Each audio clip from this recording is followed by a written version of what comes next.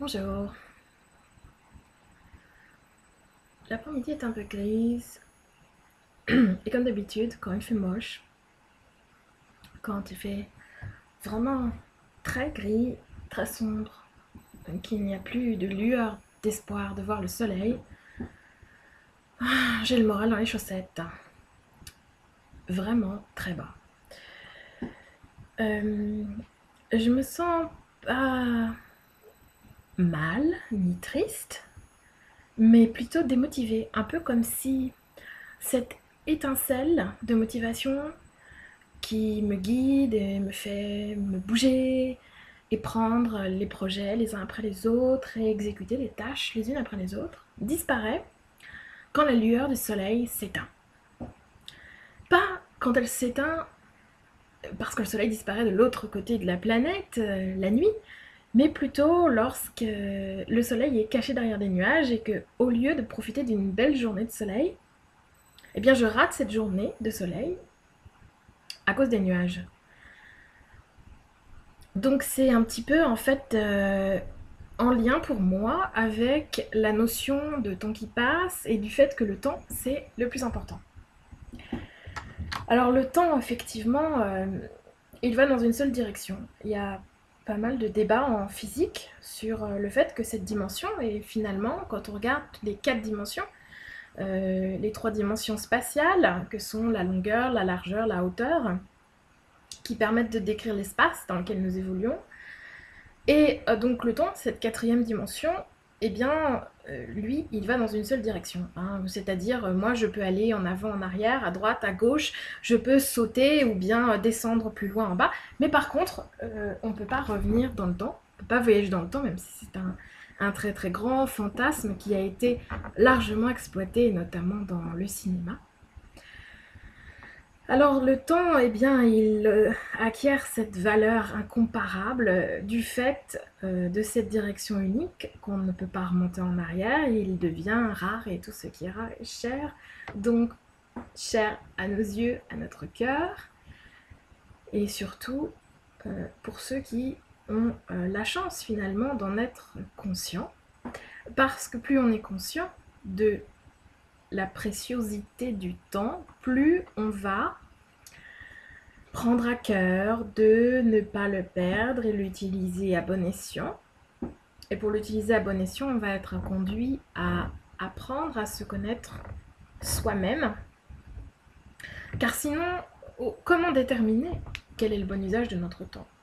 On pourrait évidemment être tenté de se fier à ce que font les autres et se dire que quelqu'un, par exemple, que l'on admire, qui a un succès dont on est envieux, cette personne, peut-être qu'elle sait mieux que nous comment utiliser son temps, donc on va faire comme elle. C'est un petit peu pour ça que la plupart des êtres humains sont fascinés par les gens qui ont du succès. Et ça explique pourquoi les magazines People sont tellement vendus, tellement lus, et pourquoi, aujourd'hui à l'heure d'Internet, hein, mais quand même sur YouTube, eh bien, les gens célèbres sont suivis sur YouTube. Alors, il y a les youtubeurs célèbres, mais pas que. Et puis, sur d'autres plateformes, notamment Instagram, eh bien, on suit par millions les célébrités qui nous présentent leur vie magnifique, pleine de richesse, de bonheur, avec toujours un grand sourire. Ils et elles sont tous et toutes très beaux. Et donc, tout le monde les suit pour essayer de savoir un peu comment ils font, mais comment ils font pour avoir autant de bonheur, pour transpirer la beauté, la jeunesse, la gloire et la richesse comme ils le font. Et on va ensuite essayer d'utiliser notre propre temps en copiant leur façon d'être, ou bien en achetant, parce que, comme vous le savez peut-être, puisque le temps c'est de l'argent, lorsque l'on achète un sac à main ou une voiture de sport afin de ressembler à une star que l'on souhaite émuler, eh bien c'est finalement notre temps que l'on a dépensé pour gagner l'argent qui nous a ensuite servi à acheter ce bien. Eh bien c'est ce temps donc que l'on a utilisé pour ressembler finalement à la personne désiré par l'intermédiaire de l'objet acheté. Alors, plutôt que de me conformer aux autres, je fais partie de ces gens, et on est, je crois, une minorité, qui n'essayons pas de copier un tel ou une telle, afin d'obtenir un succès qui ne nous attire pas plus que ça. On cherche ça plutôt du côté des valeurs, de certaines valeurs, qui peuvent être des valeurs morales, éthiques, philosophiques, religieuses. Et on va chercher donc quelles sont nos valeurs, et puis surtout à s'y conformer. Comment faire pour s'y conformer? Il y a énormément de dilemmes éthiques et moraux auxquels on est confronté tout au long de notre vie, et réconcilier en fait nos différentes valeurs, comment nos valeurs clashent avec le milieu dans lequel on évolue, avec peut-être les gens qui nous sont chers, notre famille, nos amis qui sont chers à nos yeux, sans pour autant forcément partager les mêmes valeurs. On va donc essayer de réconcilier nos propres valeurs avec tous les désirs contradictoires que l'on peut avoir dans notre vie. Et cela va occuper évidemment du temps, hein. Il va falloir y réfléchir, il va falloir se confronter aux situations, en tirer des conséquences, et puis agir aussi. Et plus donc on agit pour aller dans telle ou telle direction à la poursuite de nos différents objectifs, plus on va essayer de se rapprocher de ces idéaux que l'on peut porter en nous. Et je crois que pour donc tous ces gens qui sont mus par une certaine réflexion et par une vision peut-être un peu plus morale finalement de la vie que simplement se copier sur des célébrités. Ça va nous demander dans un premier temps beaucoup plus de temps pour arriver à réfléchir et à établir ce mode de vie que l'on souhaite. Alors pas complètement indépendamment des autres évidemment, puisque pour citer un exemple très concret, celui des religions organisées, là on a vraiment un kit de vie clé en main, avec les recettes pour tout faire, puisqu'il y a les livres sacrés, les interprétations de livres sacrés et les clergés qui nous guident et nous donnent immédiatement comment faire pour arriver à être en accord avec ces valeurs dans le cadre de la religion que l'on souhaite mettre en application. Donc ça c'est une façon de faire. On pourrait faire la même chose en fait avec d'autres idéaux qui ne sont pas forcément religieux mais plutôt philosophiques, voire politiques, comment faire pour être un bon communiste. Bon, il y a quand même un certain nombre d'auteurs qui ont déjà écrit sur le sujet, dont on peut aller chercher les livres qui prennent la poussière à la bibliothèque pour avoir des réponses. Alors, ça prend pas forcément plus de temps que le temps que certaines personnes passent à regarder la télévision pour arriver à comprendre comment être à la page, dans le coup, et réussir à plaire.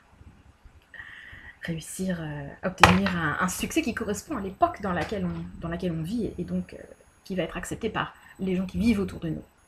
Puisque c'est un peu la définition du succès, finalement, pour les gens qui ont des envies conformistes. On peut aussi prendre un contre-pied en se disant rebelle et puis faire exactement le contraire de ce qui serait à la page, mais dans ce cas-là, on a aussi l'effort à faire, prendre du temps pour étudier la situation actuelle et puis en prendre le contre-pied pour faire exactement l'inverse et se déclarer rebelle. Donc, si je fais un lien en fait entre le temps qui fait dehors et puis le temps qui passe, la dimension du temps, parce que pour moi finalement il y a énormément de connexion entre les deux, et c'est vraiment très intéressant parce que je suis bilingue et je suis bilingue français-anglais, et donc en anglais on a deux mots différents pour décrire ces deux notions, puisque le temps qui passe c'est time et le temps qui fait c'est weather. Donc je trouve ça super intéressant d'avoir les deux notions qui sont désignées par le même mot en français.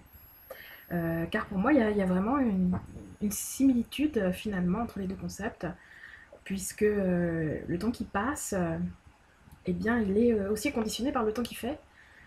Pour nous, êtres humains qui vivons sur la planète Terre, qui sommes totalement inféodé à cette planète pour l'instant, hein.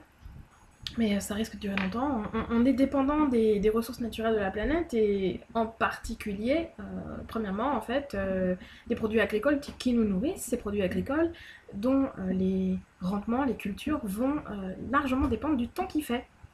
Et donc le temps qu'il fait, c'est-à-dire est-ce qu'il pleut suffisamment pour que ça pousse, est-ce qu'il y a suffisamment de soleil pour que la photosynthèse s'effectue, est-ce que les températures sont assez hautes pour démarrer une végétation, mais aussi suffisamment basses pour ne pas la brûler. Eh bien ces conditions-là, en fait, déterminent les productions, mais déterminent aussi le temps que ça va mettre pour être produit.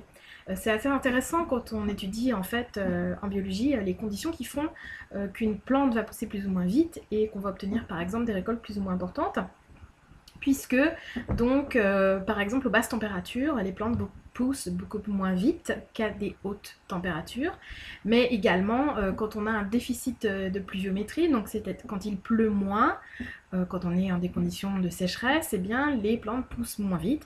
Par contre, quand il pleut beaucoup, les plantes poussent très vite. Et on le voit notamment à la surface de la planète, quand on se promène. On voit la différence entre un désert du Sahara, par exemple, où il ne pleut pas et puis il n'y a plus de végétation, et de la même manière, les toundras arctiques, où il n'y a pratiquement pas de végétation, aucun arbre parce qu'il fait très froid. Et puis d'un autre côté, eh bien, les endroits de la planète où on trouve les plus grandes biodiversités, et c'est là tout l'intérêt en fait de la protection de ces forêts équatoriales, eh bien c'est à l'équateur, là où on a l'importante pluviométrie, puisqu'à l'équateur il pleut toute l'année, c'est le seul endroit en fait où il pleut toute l'année, et où il fait chaud aussi toute l'année, il pleut toute l'année, il fait chaud toute l'année, et c'est là donc où les végétations poussent le plus vite. Et donc en fait, là on voit eh bien, que si on n'a pas un bon temps qui fait, il va nous falloir plus de temps qui passe pour obtenir la même production agricole, la même production végétale. C'est intéressant. Ça me fascine. Je suis vraiment fascinée par ça, parce que finalement, on peut un peu échanger l'un pour l'autre. Se dire, eh bien, ici, puisque j'ai pas un bon temps qui fait, on va prendre plus le temps, on va prendre la patience pour atteindre des récoltes beaucoup plus lentes. Euh, Dans un même ordre d'idée, on peut regarder par exemple que sous nos climats, ici en Europe, avec un hiver froid, rien ne pousse en hiver, et des étés qui sont relativement courts, et bien avec ces étés courts, on fait une récolte, voire deux dans le sud de l'Europe, mais c'est pas pour tout, hein. En Asie du Sud-Est, donc là où on est plus dans une région équatoriale, ils arrivent à faire 3 récoltes de riz par an. Donc avec un temps qui est plus favorable, eh bien ils peuvent compresser le temps finalement et obtenir une production plus importante. En fait, ils font plus dans leur année. Et c'est un petit peu moi ce que je ressens instinctivement quand je vois qu'il fait pas beau dehors. Euh, Pas parce qu'il pleut, hein, parce qu'évidemment la pluie ça fait pousser les plantes, mais c'est vraiment le temps gris, hein, quand il y a beaucoup de nuages. J'ai cette espèce de mélancolie qui s'installe avec eh bien, moins de désir d'effectuer certains de mes projets ou de me mettre à différentes tâches que j'aurais par ailleurs planifiées à l'avance. Ça me vient moins à l'esprit. Donc j'ai vraiment beaucoup plus l'importance de me rattacher à des listes que j'aurais établies, à me dire ok, je dois me tenir à tel planning. Mais c'est vrai qu'en tant qu'indépendante qui fixe soi-même son emploi du temps, puisque c'est moi qui dessine finalement, donc j'observe très bien en fait cette différence entre les jours où j'ai plein de motivation, où je fais plein de choses et je suis pétillante de vie, et en général il y a un grand soleil dehors, et puis les jours où ben non quoi, c'est beaucoup plus lent, j'arrive pas à m'en sortir, je reste devant mon écran ou bien à lire, en fait dans une attitude un peu plus passive, hein. La lecture ou visionner des vidéos c'est quand même une démarche passive. Donc je reste dans cette démarche passive, où je suis plus fatiguée, je vais passer plus de temps à faire la sieste, à me reposer. Les jours donc où il fait vraiment très gris. Un peu comme si finalement il n'y avait pas d'urgence. Il n'y a pas d'urgence à aller récolter quelque chose, à aller prendre une végétation, puisque en fait elle est elle-même rentrée dans une dynamique de croissance lente. Et les jours où il fait beau, et bien alors là, tout de suite, c'est l'urgence, quoi.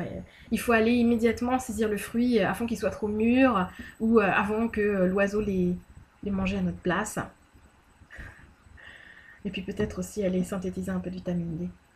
En fait, moi, ce que j'aime, c'est vraiment explorer un peu ces interconnexions entre différents sujets et puis voir un peu comment ils s'articulent tous les uns avec les autres, faire des liens entre des choses qui sont un peu différentes.